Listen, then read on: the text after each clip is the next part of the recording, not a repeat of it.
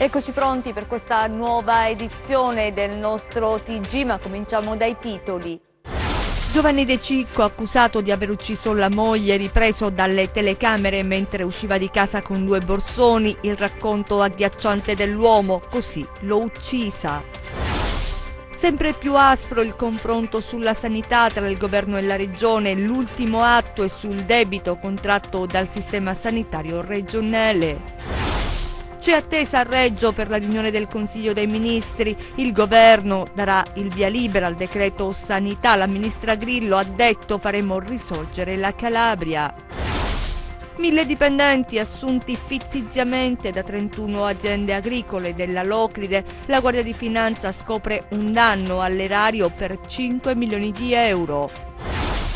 22 bambini che frequentano il centro di riabilitazione dell'età evolutiva di Rende rischiano di rimanere senza terapia. L'appello dell'associazione Mamme di Gaia: non sappiamo a chi rivolgerci. Ben ritrovati in nuova edizione del nostro TG, la cronaca in primo piano con il femminicidio di Cassano. Ebbene, Giovanni De Cicco è accusato di aver ucciso la moglie, è stato ripreso dalle telecamere mentre usciva con 2 borsoni da casa. C'è il mistero, che cosa contenevano i 2 borsoni, e poi il racconto agghiacciante, così l'ho uccisa. Vediamo. Ha trascorso la notte in carcere Giovanni De Cicco, il 48enne che ieri sera, dopo un lungo interrogatorio, ha confessato di aver ucciso la moglie, Romina Iannicelli, di 44 anni. Un omicidio brutale avvenuto nella casa in via del Popolo, a Cassano allo Ionio, in cui la coppia viveva insieme all'anziana madre dell'uomo. Dopo aver ucciso la donna, De Cicco ha fatto perdere le proprie tracce per diverse ore. Poi, sentendosi braccato nel pomeriggio, si è consegnato ai carabinieri. Ma cos'è accaduto?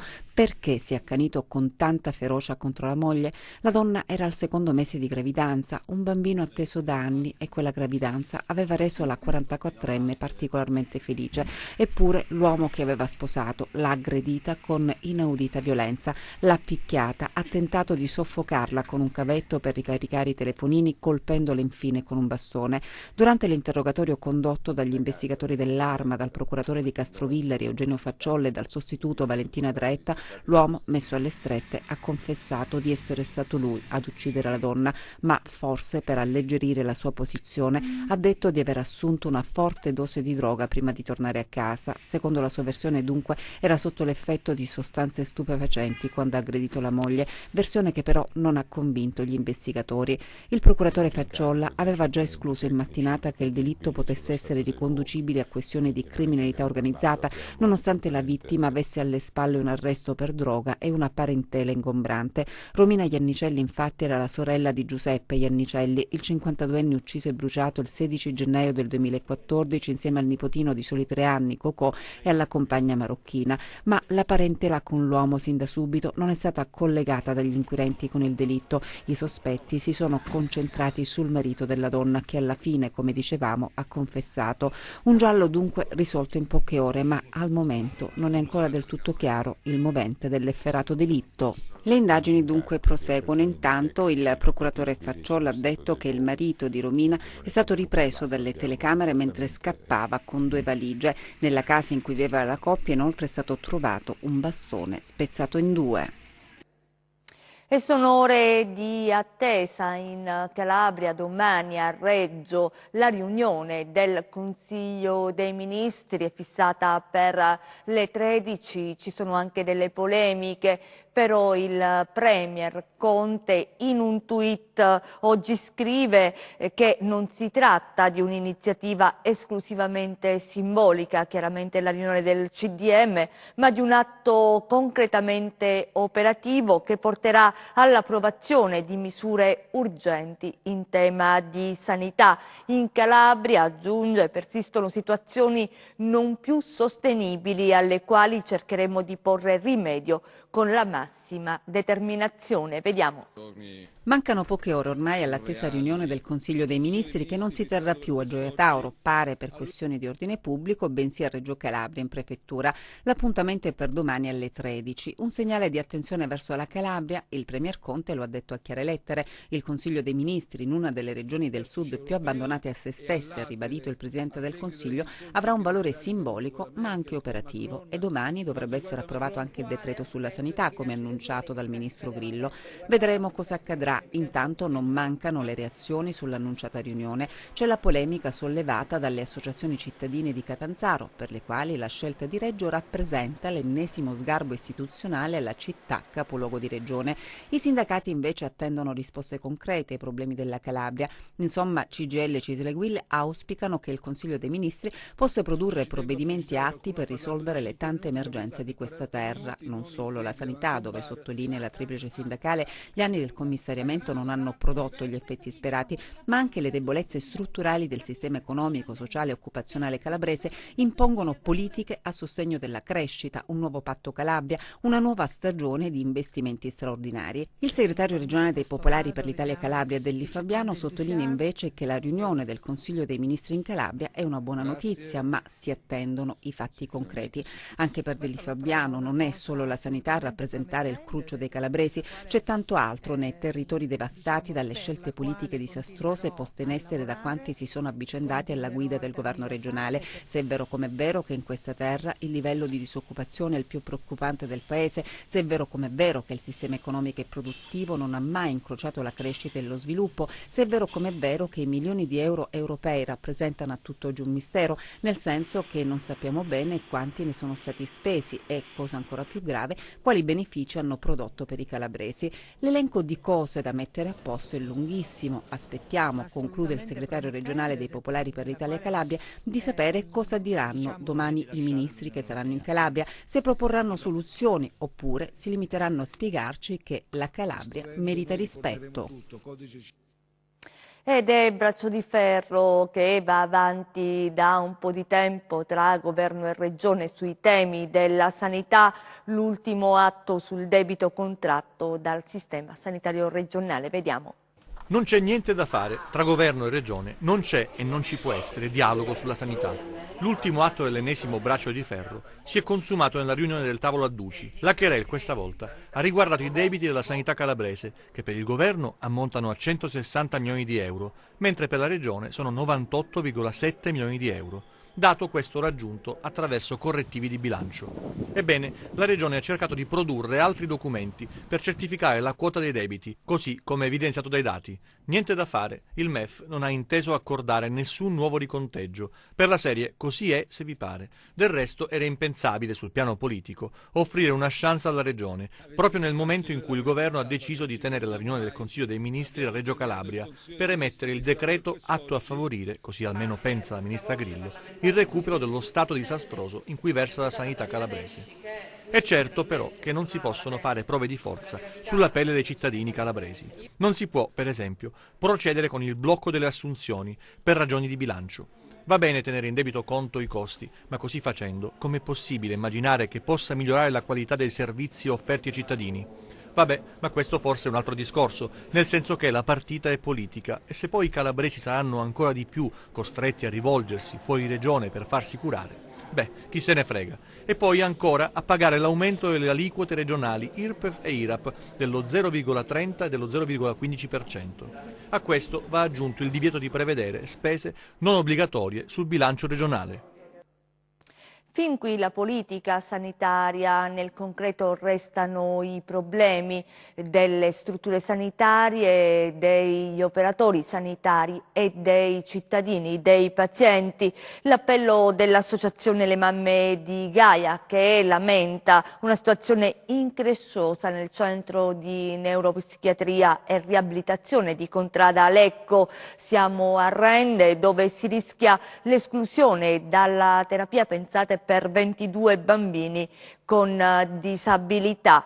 Ma sentiamo la portavoce dell'associazione ai nostri microfoni. Sono preoccupate le mamme di Gaia, che lamentano carenze di personale al centro di neuropsichiatria e riabilitazione dell'età evolutiva di Contrada Lecco a Rende. La dottoressa che si occupa quotidianamente della terapia dei bambini ha terminato il contratto di sostituzione della collega in maternità e il medico è rientrato al lavoro ma con orario ridotto. Allora il rischio è che circa 22 bambini vengano esclusi dalle terapie con danni irreversibili. Il rischio è che i bambini rimangano fuori, che il percorso terapeutico si interrompa, che raggiunta una certa età, che va dai 6 ai 11 anni, non si raggiunga più l'obiettivo e che quindi un disabile minore che ha la speranza comunque di superare questo tipo di dinamica, chiamiamola così, da mamma di bambina disabile, preferisco chiamarla così, diventerà necessariamente un disabile adulto e diventerà un costo sociale ulteriore per tutti. Il problema è che mancano interlocutori ai quali rivolgersi per chiedere spiegazioni e quantomeno scongiurare esclusioni dalle terapie. L'appello è rivolto alle istituzioni competenti, altrimenti lo step successivo sarà un sit-in di protesta a Palazzo Alemanni. Il problema sostanziale è proprio questo: i commissari dell'ASP di Cosenza cambiano da un giorno all'altro. Dopo le dimissioni del dottor Mauro ci sono state le dimissioni del successivo, adesso ce n'è un'altra ancora che non siamo riusciti a contattare. Io stesso ho mandato un'email alla mail ufficiale dei commissari ad acta per portare a conoscenza anche loro di questa problematica, anche perché i nostri bambini sono bambini sostanzialmente beneficiari di una 104 articolo 3,3, quindi con disabilità riconosciuta. Il percorso terapeutico ci serve sostanzialmente per creare i presupposti perché questi bambini si creano uno spazio di autonomia che per noi genitori è fondamentale, uno spazio di autonomia che da soli non possiamo raggiungere. Abbiamo bisogno comunque di un operatore sanitario che ci accompagni nella loro crescita. È una crescita che è in evoluzione, quindi la diagnosi precoce e l'intervento tempestivo diventano fondamentali e anche la continuità, cioè cominciare un percorso terapeutico ed interromperlo di colpo crea difficoltà al bambino perché si sente spaesato, ma anche al genitore che ad un certo punto si dovrà rivolgere necessariamente al privato, pur avendo un diritto di ingresso al pubblico. A Castrovillari rischia la chiusura il reparto di pediatria. A lanciare l'allarme i sindaci di Frascineto e Civita, Angelo Catapano e Alessandro Tocci. Sentiamo. Rischia la chiusura il reparto di pediatria dell'ospedale Spock di Castrovillari. A lanciare l'allarme i sindaci di Frascineto e Civita, Angelo Catapano e Alessandro Tocci. Il nosocomio della città del Pollino non potrà assicurare la degenza ai piccoli pazienti se non verrà incrementato il personale. Necessitano almeno 6 medici a fronte dei 4 disponibili e un numero importante di infermieri. L'appello è all'ASP affinché sani la falda nel sistema sanitario. Perdere la pediatria, oltre ad essere un nuovo scippo a questo comprensorio e al sistema di assistenza territoriale, comporterebbe il fallimento di ogni politica sanitaria proclamata da più tempo ad ogni livello politico e istituzionale, scrivono i primi cittadini. La sanità, sottolineano i 2 amministratori, non può essere gestita dai commissari a prescindere dal colore di chi governa. Il dato più eclatante è che in 10 anni di commissariamento il sistema sanitario calabrese ha visto servizi peggiorati. Facciamo appello a tutti i sindaci del comprensorio, concludono, perché insieme si possa far sentire la voce di un territorio che chiede solo diritti e non pretende favori. Nella Locride la Guardia di Finanza ha scoperto più di 1000 falsi braccianti, una truffa da oltre 5 milioni di euro allo Stato perpetrata da 31 aziende agricole negli anni che vanno dal 2012 al 2018. I particolari nel nostro servizio. 1000 dipendenti assunti fittiziamente da 31 aziende agricole operanti nel territorio della Locride che hanno creato un danno alle casse dello Stato per circa 5 milioni di euro. È l'ennesima truffa di falsi braccianti agricoli che si consuma alle nostre latitudini. Questa volta sono i finanzieri del gruppo di Locri, coordinati dalla Procura, che hanno accertato, al termine di un'articolata e complessa attività di indagine, in collaborazione con personale dell'Ufficio Vigilanza Ispettiva dell'INPS di Reggio Calabria, come le imprese presentate presentassero falsi contratti di affitto e comodato di terreni riconducibili anche a soggetti ignari, completamente estranei alla truffa, nonché fasulle denunce aziendali trimestrali attestanti l'impiego mai avvenuto di operai al fine di consentire l'indebita percezione di indennità di disoccupazione, malattia, assegno nucleo familiare e maternità. Nel corso delle indagini sono state acquisite informazioni dai proprietari dei terreni estranei alla truffa e attraverso l'analisi documentale sono state ricostruite le false dichiarazioni e comunicazioni all'INPS dei datori di lavoro fittizi. Sono oltre 125.000 le giornate lavorative mai effettuate e comunicate che hanno generato indennità previdenziali e assistenziali per diversi milioni di euro.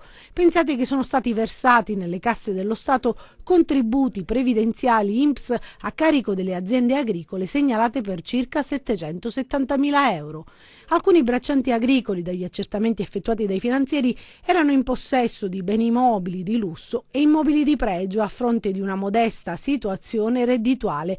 Deferiti all'autorità giudiziaria i rappresentanti legali delle imprese per truffa aggravata ai danni dell'INPS e falsità ideologica commessa dal privato in atto pubblico, mentre i 1.000 falsi braccianti, alcuni dei quali in passato già deferiti per associazione a delinquere di stampo mafioso, sono stati segnalati per il reato di truffa aggravata in concorso con il fittizio datore di lavoro. Le indagini proseguiranno per accertare in ordine all'instaurazione dei rapporti di lavoro risultati irregolari con la conseguente tassazione dei proventi illeciti. A Cosenza, dove davanti la sede dell'ufficio territoriale provinciale e l'ex provveditorato agli studi, i lavoratori hanno inscenato un sit-in per la carenza di organico e sicurezza sul lavoro. Vediamo. Proseguono le proteste all'ATP di Cosenza. Dopo il sit-in di qualche settimana fa, i lavoratori sono tornati a rivendicare i propri diritti. Purtroppo non è mai stata presa una decisione per risolvere la mancanza di personale. È sempre più esasperata e sempre più gravosa per i dipendenti, considerando che abbiamo bisogno di soldati e non di generali. Per esempio l'ufficio pensione, non lo cito a caso perché in questo periodo ha il carico di un arretrato trentennale, a volte quarantennale, pauroso, di decreti non fatti. Sono utili al pensionamento e senza avere i fascicoli che, come ha già detto il collega, sono dislocati in 3 archivi diversi, in 3 luoghi diversi nella città, situazione sempre denunciata dai lavoratori con i sindacati e mai risolta dalla dirigenza e dalla direzione regionale pure. Questo problema non è un problema di 40 dipendenti circa di questo ufficio, ma è di 150 scuole della provincia, dove non verrà risolto nulla in questo periodo, se non si fa in modo di eliminare chi crea i problemi. I dipendenti sono stanchi ed esasperati e meditano forme di protesta più eclatanti. È una cosa che da qui a breve, fra non molto, scoppierà e sarà incontenibile, soprattutto nei confronti delle difficoltà che troveranno i lavoratori della scuola, i professori e roba varia, quando si tratterà di dover ridistribuire gli organici all'interno delle scuole provinciali. Più sicurezza, più personale e una migliore gestione, questi i capisaldi e le richieste avanzate in un documento redatto dalle sigle sindacali. I lavoratori dell'ufficio scolastico provinciale di Cosenza si sono ritrovati con un datore di lavoro che, anziché valorizzare le professionalità a disposizione, le mortifica continuamente, caricando a dismisura con più servizi per persona, provocando stress da lavoro correlato e mortificazione. Non ultimo, bisogna lottare per vedersi riconoscere quanto una legge sulla sicurezza sul posto di lavoro sancisce, cioè ambienti salubri, evitare stress da lavoro correlato e salvaguardia della propria incolumità fisica. All'Università della Calabria, dove la FLC-CGIL ha denunciato un grave errore nella prova per i tirocini. Ci riserviamo, dice Assalone, che è segretario della Federazione dei Lavoratori della Conoscenza della CGIL, azioni per tutelare le ragioni dei partecipanti. Vediamo. Un errore di stampa nei test e la prova viene annullata. È accaduto all'Università della Calabria in occasione delle prove preselettive al tirocinio formativo attivo sostegno scuola secondaria di primo grado. È quanto denuncia Pino Assalone, segretario della FLC-CGIL di Cosenza, che spiega come l'errore è riscontrato e denunciato dai candidati dopo che le operazioni erano regolarmente iniziate. 1500 gli aspiranti che si sono visti annullare la prova dopo che i membri della commissione hanno preso atto delle incongruenze nei test e hanno deciso di rinviare, pare, al 27 aprile. Molti dei candidati, spiega il sindacato, sono arrivati da fuori regione per sostenere l'esame, hanno versato un importo pari a 125 euro. Il danno è la beffa di ritornare a casa con un nulla di fatto. Pertanto Assalone fa sapere che l'organizzazione sindacale si riserverà comunque la facoltà di promuovere presso le sedi opportune ogni giusta azione per tutelare le ragioni dei tanti partecipanti. Avviso di conclusione delle indagini per i vertici di Vibo Sviluppo, la società a capitale misto che gestisce i patti territoriali. L'accusa è di peculato, sarebbero stati trattenuti indebitamente fondi impegnati per errore dal Ministero dell'Economia. Vediamo. Hanno ricevuto l'avviso di conclusione delle indagini il presidente della società a capitale misto Vibo Sviluppo, Pasquale Barbuto, e gli amministratori delegati pro tempore della stessa, l'ex consigliere regionale Pietro Giamborino, in carica fino al 2018, e Maria Angela De Grano, dal 2012 al 2016. La Procura della Repubblica di Vibo ha notificato il provvedimento all'ente, nato nel 1997, allo scopo di gestire i patti territoriali della provincia di Vibo e destinatario di fondi erogati dal MEF per la realizzazione di una serie di progetti. I tre, difesi dall'avvocato Giuseppe Grande, sono accusati di peculato. Secondo l'accusa, si sarebbero giovati di un errore commesso dal Ministero, del Dipartimento per lo Sviluppo e la Coesione Economica, che aveva impegnato a favore della società un importo di 8,1 milioni di euro, di cui 6,5 costituenti la quota destinata alla realizzazione delle opere infrastrutturali e 1,6 milioni destinati a compiti amministrativi liquidati a fine 2011, salvo poi predisporre con provvedimento 2014 la revoca parziale della seconda quota non dovuta a titolo di contributo locale in quanto era già stato liquidato l'incremento pari al 25%. Somma che, secondo l'accusa, sarebbe stata trattenuta indebitamente dagli indagati, nonostante il provvedimento in autotutela e le successive pronunce degli organi della magistratura ordinaria, il TAR Calabria 2017 e il Consiglio di Stato dell'anno successivo.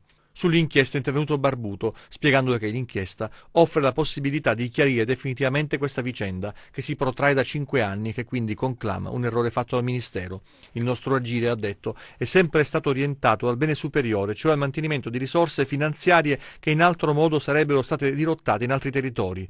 Avremo modo, ha concluso, di presentare tutta la documentazione in nostro possesso per far valere le nostre ragioni. Le altre notizie di cronaca nelle nostre brevi.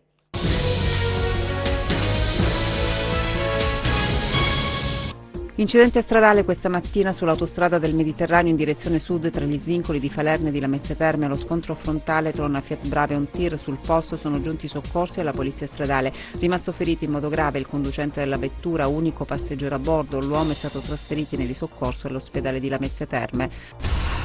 La Corte d'Assise d'Appello di Catanzaro ha disposto una nuova perizia psichiatrica per Paolo Di Profio, imputato per l'omicidio della cognata Annelisa Giordanelli, uccisa il 27 gennaio del 2016 a Cetraro. Accogliendo la richiesta del difensore dell'imputato, la Corte ha deciso di riaprire il giudizio al fine di verificare la capacità di intendere e di volere di Di Profio, condannato in primo grado a 30 anni di reclusione. Sorpresi alla polizia di Reggio Calabria mentre bruciavano cavi di rame rubati. Per questo 2 fratelli Reggini di 44 e 47 anni sono stati arrestati e posti ai domiciliari con l'accusa di ricettazione e di combustione illecita di rifiuti. 900 kg di bianchetto sono stati sequestrati all'alba dalla Guardia Costiera di Roccella Ionica e dagli agenti della Polizia di Stato di Siderno. I militari stavano eseguendo un'attività di controllo lungo il litorale quando hanno intercettato il carico di sarde che era pronto per essere immesso sul mercato. Oltre al sequestro sono scattate sanzioni amministrative per un totale di 75.000 euro. Sorpresa a rubare legno in un'area protetta, i carabinieri del nucleo operativo e radiomobile della compagnia di Ciro Marina hanno denunciato alla Procura della Repubblica di Crotone un 72enne del luogo per furto aggravato. L'uomo è stato notato in una pineta comunale della cittadina ionica, area anche sottoposta a vincolo paesaggistico e di rimboschimento, mentre tagliava con 2 asce il tronco di un albero. Vi facciamo vedere una foto adesso, e la foto la vedete di un uovo di Pasqua che un cittadino ha consegnato questa mattina. Insieme all'uovo di Pasqua, la vedete nella foto, c'era anche una lettera, è stata consegnata ai militari della stazione dei Carabinieri di Camigliatello Silano nel Cosentino.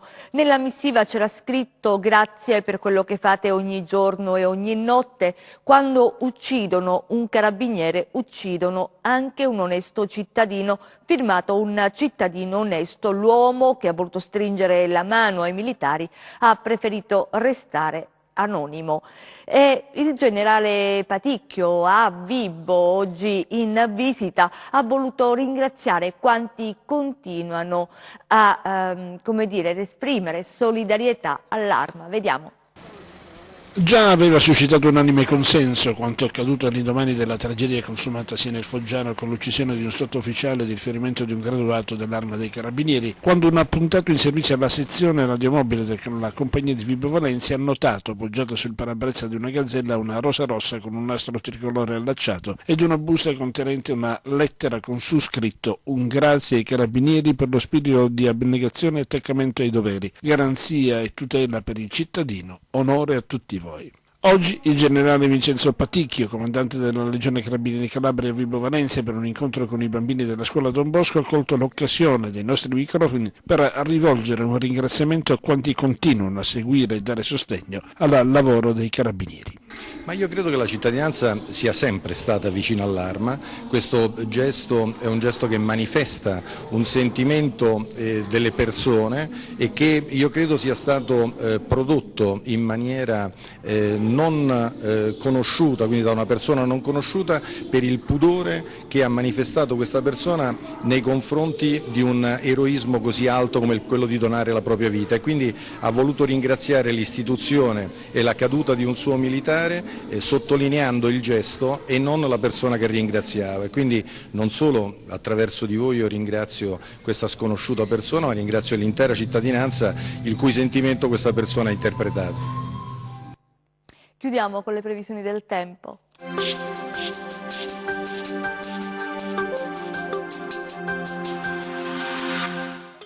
L'arrivo di un promontorio anticiclonico ha favorito un deciso miglioramento delle condizioni meteorologiche sulla nostra regione, seppur insisteranno condizioni di instabilità pomeridiana sui monti nella giornata di mercoledì. Domani cielo generalmente poco nuvoloso, nel corso della giornata aumento della nuvolosità sui rilievi senza fenomeni particolari, temperature stazionarie. Domani mari poco mossi con venti che spireranno deboli occidentali sul Mar Tirreno e deboli di direzione settentrionale sul Mar Ionio. Per essere sempre aggiornati sull'evoluzione delle condizioni meteo, vi rimando al nostro sito web www.meteoincalabria.it e alla nostra pagina Facebook Meteo in Calabria. Ed è davvero tutto, ci fermiamo qui, grazie per essere stati con noi, grazie in regia a Michele Cava, in messa in onda a Giuseppe Costanzo, noi vi auguriamo un buon proseguimento.